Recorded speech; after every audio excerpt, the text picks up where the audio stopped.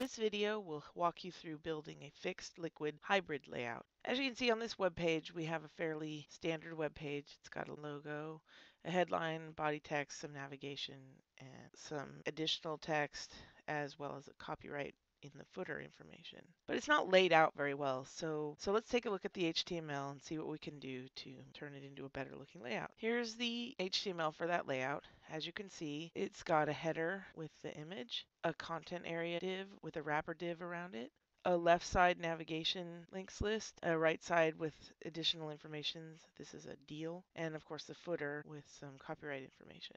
So the first thing you're going to want to do is turn this into a 3-column layout with a header and footer. So let's use the CSS to define the columns.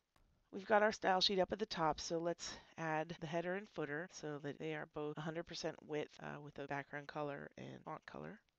As I mentioned before, there is a wrapper div element surrounding the entire content area outside of the header and the footer. This makes it possible to design 3-column layouts fairly easily. So first let's style the wrapper, and we're going to give it a padding left of 200 and a padding right of 125 with overflow being hidden. And the main thing you want to know about the wrapper element is this padding left and padding right is what spaces out the content that's going to be in the middle of our document. Now I've already defined in the HTML down below the left side ID and the right side ID, so we just have to style those two properties. Here we've got the left side with the width of 200, and you notice that that's the same as the wrapper padding width of 200. Here we've got the right side with a width of 125, and it's got the same width as the padding on the right of 125.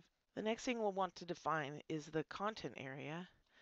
So we're going to add some styling to that so that it has a 100% width. Its position is relative, floated left. And then let's save this document and see how it looks. So when I reload the page, we have a fair amount of stuff. There's still some weird colors going on. The header has that weird color, and the Acme widget's image looks strange with that purple color. So let's get rid of that. But basically, it looks pretty good. First, let's change the header and footer properties so that they look a little different from each other. So here you can see that they're both going to still have the width of 100% floated to the left, just that now only the footer will have the special styles and background colors. If we save that, and now when we reload the document, as you can see, it looks a lot nicer. The header doesn't have strange background color purple on it, and we actually changed the background color of the footer to be a nice gray. When you resize the browser window, it gets bigger and smaller only in the middle column. The right and left columns stay the same width. That's what makes it a fixed liquid hybrid layout, because the one part of it is liquid, the middle column, and another part of it is fixed, the two right and left columns. As you can see, when you get it down to a small, really narrow width, you lose the whole right column, and you can't really read the middle column text very well. So let's change the minimum width of this document so that it's still legible even when the browser window is fairly narrow.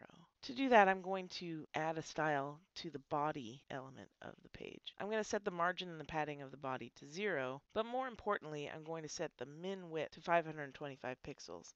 This means that even if the browser window is smaller than 525 pixels wide, the web page should not get any smaller than that. In fact, it will add horizontal scroll bars to the bottom of the page so that you can see the right side if the browser is smaller than 525. So let's see how that looks. So when I reload the page, it doesn't change too much. The only thing that happens is, as you can see, the browser edges snap to the edges because there's no margin around the body. But the other thing that's important is when it gets larger, it's going to continue to get larger. When it gets smaller, it'll get smaller down to a certain point, and then it'll stop getting smaller.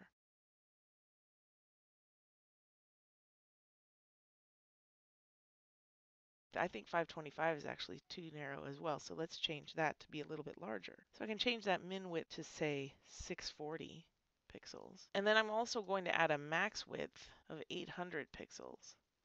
Because beyond that, it's probably going to make it pretty hard to read. The lines will be just too long. So let's save this document, and we'll come over here and reload our page. And as you can see, it got wider simply and added a scroll bar when all we did was reload. If I make the page bigger, it starts scrolling. At 640, the middle section starts getting bigger up until a point, and then it stops because that's 800 pixels. After that, between 640 and 800, it'll adjust. But then at 800, I can make my browser window as wide as I want, and nothing's going to change. it's just going to get more and more white space on the right-hand side. And that's how you build a fixed liquid hybrid layout.